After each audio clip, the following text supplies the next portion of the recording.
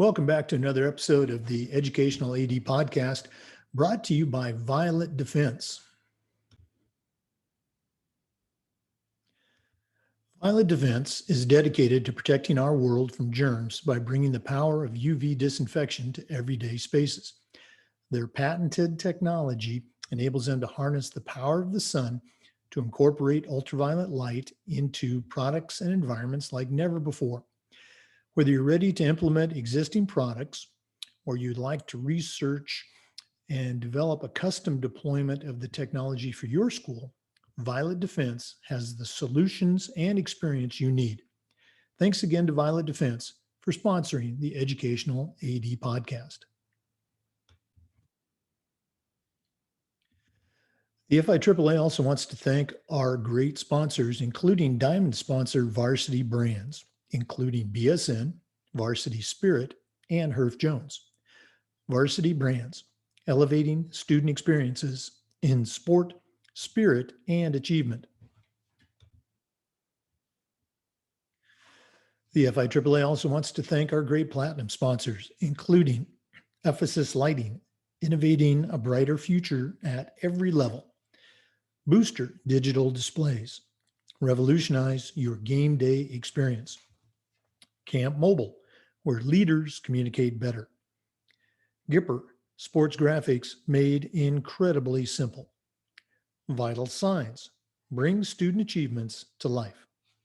And Hometown Ticketing, simple and easy online ticketing. Thanks to all of our great sponsors. Welcome back, everyone, to another episode of the Educational AD Podcast. We've got a very special guest today, Emily Webb. Emily is the throwing events coach for a very successful program up in Florida's Panhandle at Niceville High School. I've gotten a chance to get to know Emily the last couple of years and watch her build this program and also see her in action, not just as a coach, but as a leader and also as an official. She's directed a couple of track meets. So we're in for a treat today. Emily, welcome to the podcast. Hi, so nice to be here. Okay, well, we're excited to have you, and we're going to get going. We always like to let our listeners have a chance to get to know our guests. So tell us a little bit about yourself, where you grew up, where you went to school, and how you ended up at Niceville High School. So I'm not originally from around here. I'm from a small town in Ohio, Fremont, Ohio. Small population. I grew up going to grade school, middle school, high school in Fremont at St. Joseph Central Catholic High School. Graduated with a small class, around 50, 60 kids. Athletics were small. It was almost just kind of, that small hometown feel that we had. I ended up going to the University of Dayton on a track scholarship for shot put and discus. Spent 2 years there before I transferred to State University to focus on a different major choice in the hospitality management industry. I threw there for part of my junior year until I came down with mono, and they would not clear me due to my spleen being so enlarged. So with all the weightlifting and whatnot, they just found it too unsafe to continue. So I kind of ended my career there, which was not really the way I wanted to go out. But I made do, moved on. I ended up coming down to Destin for my internship before I graduated college and loved it down here. Ended up meeting my husband down here, graduated in December of 2012 and moved down, married my husband a little over a year later. We had my son, Liam, who's 7, my son Grayson, who's 6 now, and our littlest guy, Crew, who is 1.5. So we have our hands full, but obviously I didn't feel like full enough. So I decided to get back into, the track scene, or wanted to volunteer, or just be back in that element because it was something that was so big and part of my life for so long. I ended up reaching out to Niceville because I noticed they didn't have a throws program or throwing coach per se. So that's kind of where my journey started with Niceville. Well, I always love to hear the stories. And again, interesting how people end up in Florida. For our listeners, if you've never been to, Destin and that area, it is quite attractive. And I can see why you wanted to stay there. Yeah. Um, Emily, in our profession, we always talk about the importance of leadership and mentorship. And you certainly, again, I've seen you in action. You lead that program very well and you're mentoring those kids in many ways. But who are some of your mentors? Maybe family members or teachers or coaches you had? The expression I like to use is I still hear those voices in my head when I'm talking with a coach or a kid or a parent. So, are there any voices you hear? Definitely. I mean, I was raised by a single mom of 3 kids. So I feel like right there, I have a really solid base of a strong female leader. And I love her for it. It was almost like if you're going to do something, do it all out and do it the best you can. So I kind of live by that.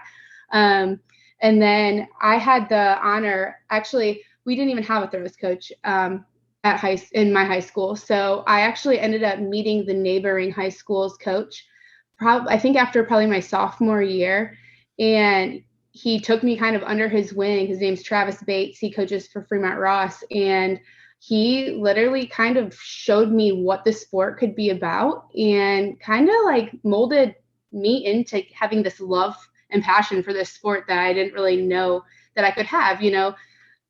Shot and disc is not something that people really think of, when they think of track and field. So it was kind of this individual sport that I focused myself on.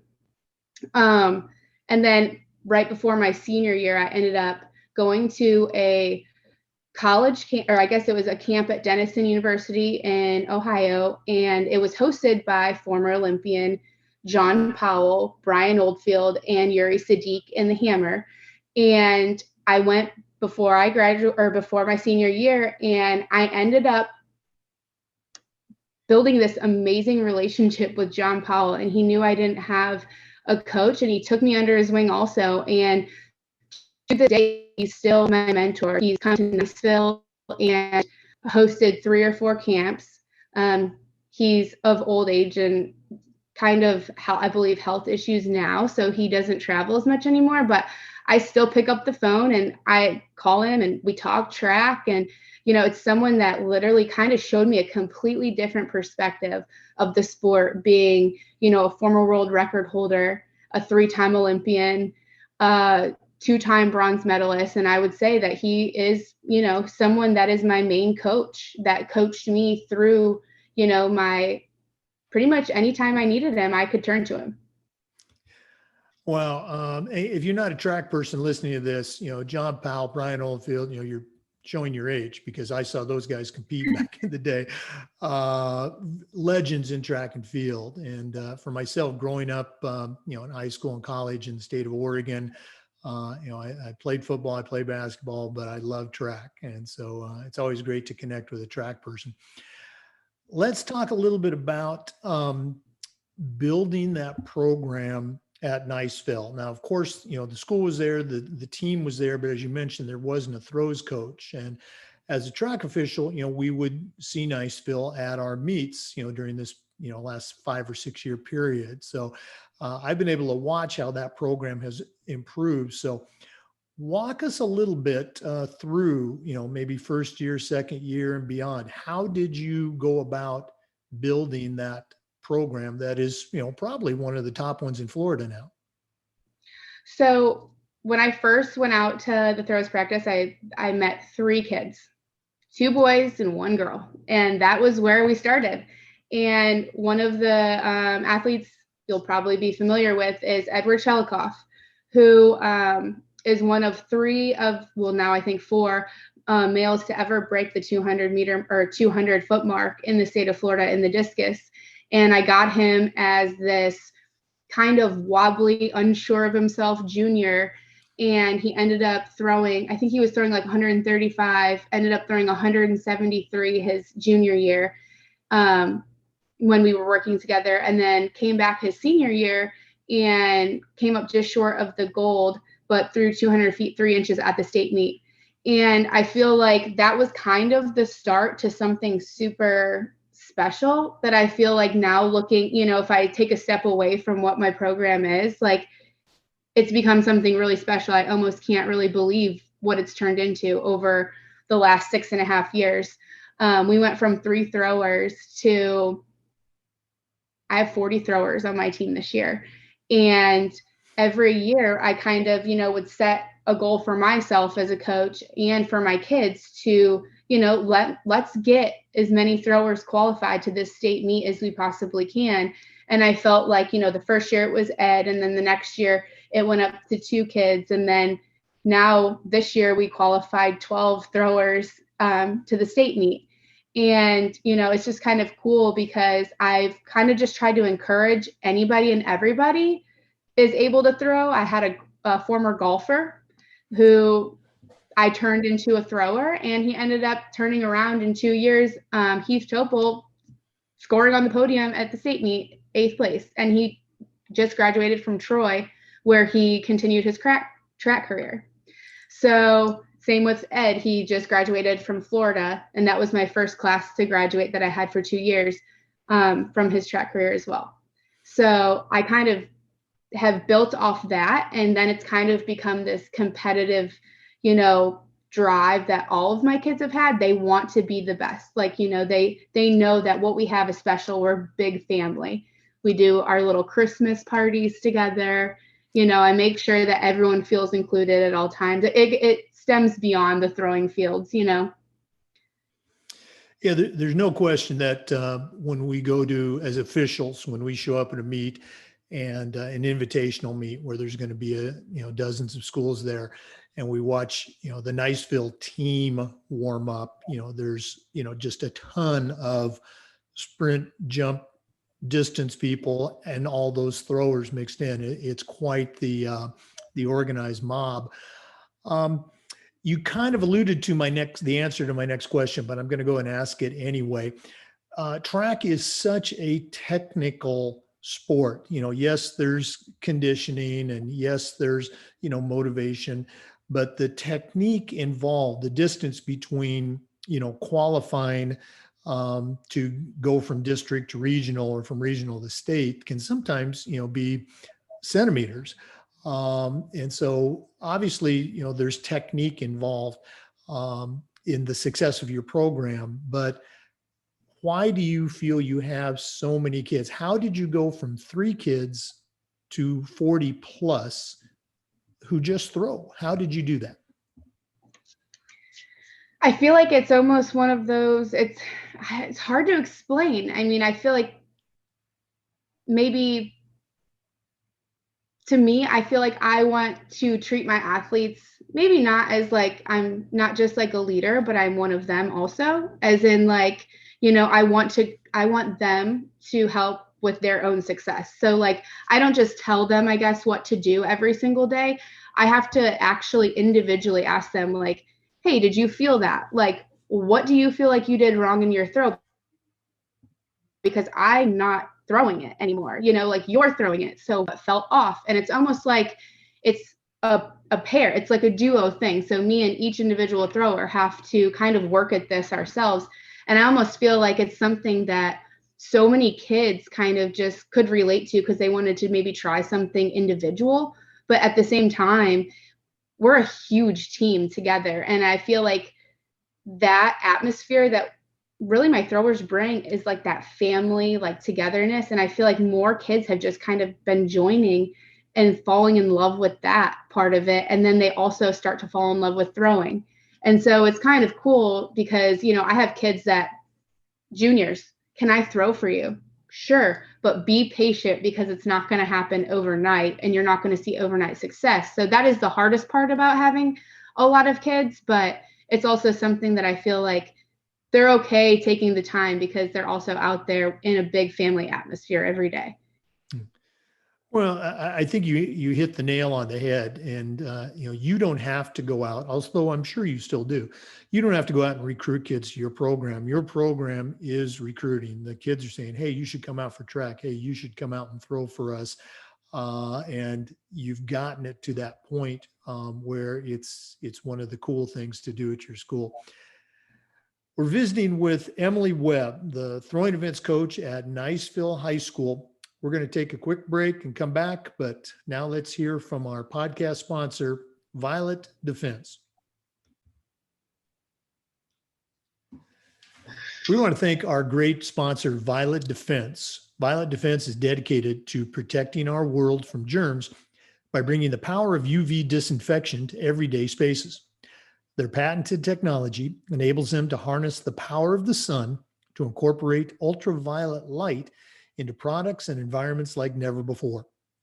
Whether you're ready to implement existing products or you'd like to explore researching and developing a custom deployment of the technology for your school, Violet Defense has the solutions and experience you need. Thanks again to Violet Defense for sponsoring the Educational AD Podcast.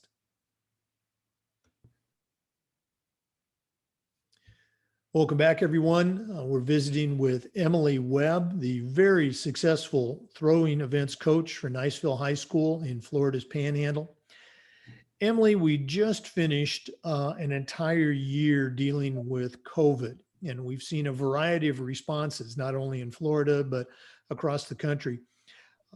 Real quickly, how did you all deal with COVID during this track season? And have you been given any idea of how you're going to proceed as a school for this coming fall?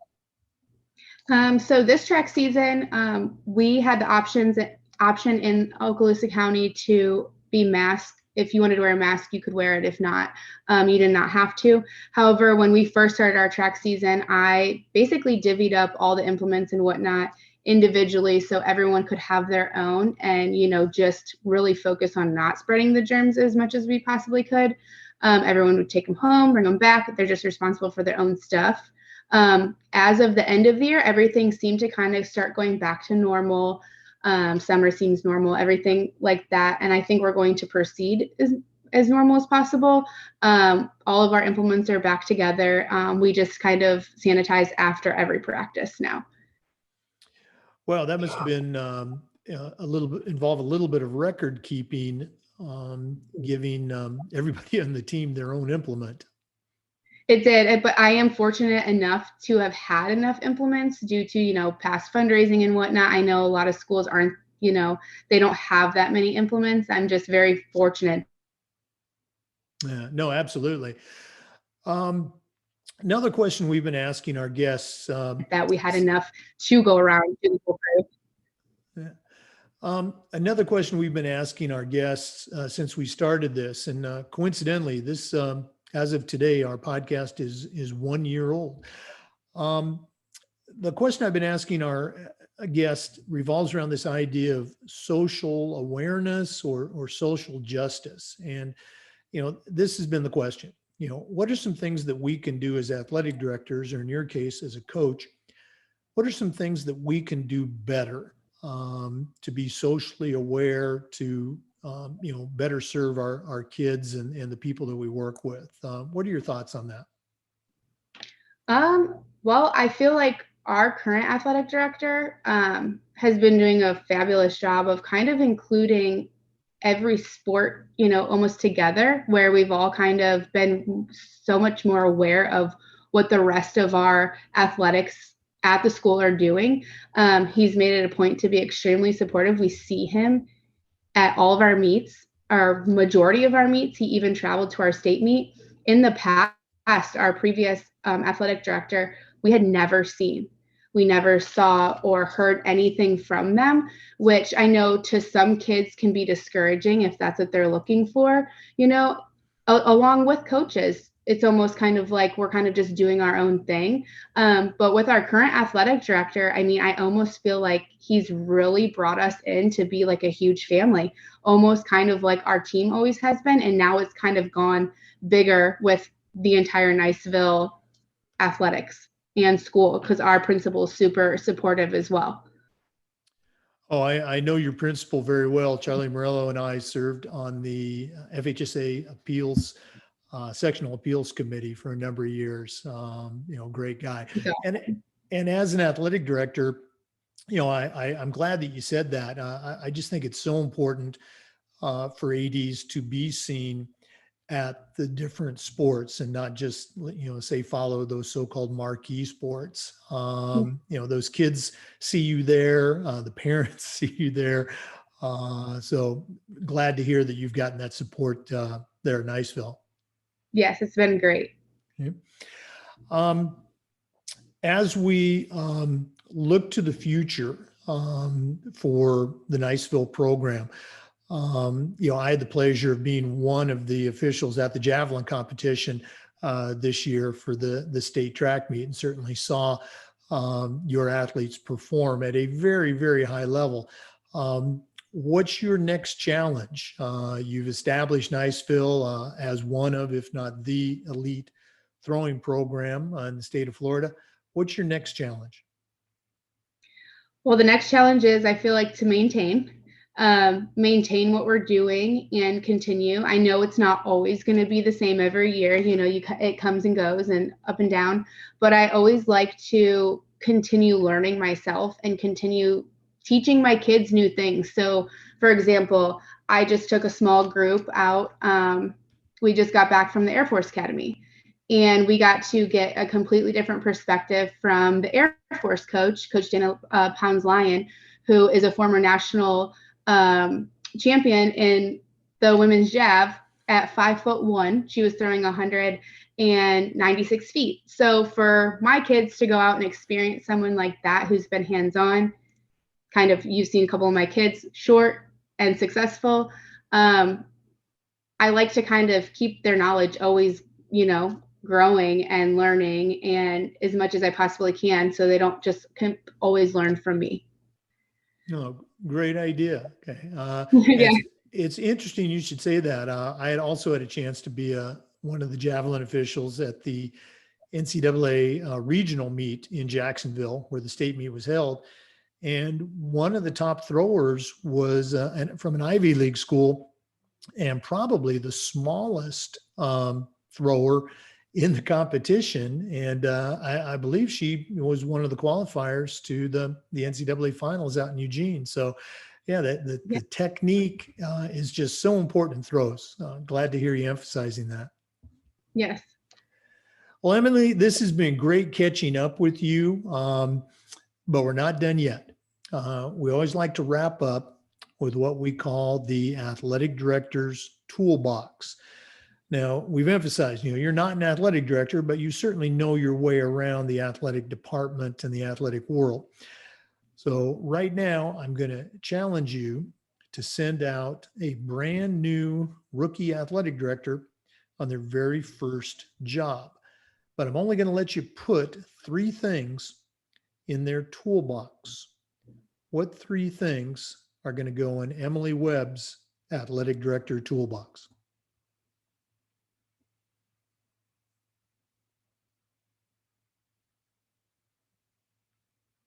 One. So I think the first of 3 tools that I would say is, going based off of the success of our own AD, is being visible, being at all the events, or as many as you possibly can, showing your support to each team, coach, and what they've built individually. Another one is that our AD this year, I noticed, was very interested in learning about the throws. He didn't really have any knowledge of it before. And he specifically, asked me, like, what goes into it? How can football or how can baseball roll over and, be supportive with track and field? Or, how can 2 sports help each other, being a multi-sport athlete? So it's almost like where he's encouraging other coaches to work with the other, former coaches and their peers and stuff, so our program in general can just build together. I feel like that's huge.